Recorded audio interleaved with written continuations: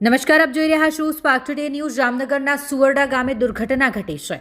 વાયુસેનાનું fighter plane crash થયું, જેમાં 2 જવાનો શહીદ થયાની માહિતી સામે આવી રહી છે। ઉચ્ચ અધિકારીઓ ઘટનાની જાણકારી મળતા જ ઘટના સ્થળે દોડી ગયા છે। જામનગર જિલ્લાના સુવરડા ગામની આ ઘટના છે, જ્યાં વાયુસેનાનું ફાઇટર પ્લેન ક્રેશ થયું।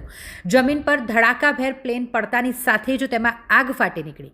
પોલીસ કાફલો અને સેનાના ઉચ્ચ અધિકારીઓ સ્થળ પર દોડી ગયા છે। 2 જવાનો શહીદ થયા હોય અને એકની હાલત ગંભીર હોવાની હાલ સૂત્રો પાસેથી માહિતી મળી રહી છે। फायर ने फोन कर दीजिए, फायर पहुंचे थे पूरे 5 मिनट।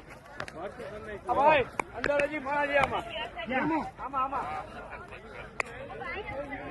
आना मलबो क्या है आज से ही क्या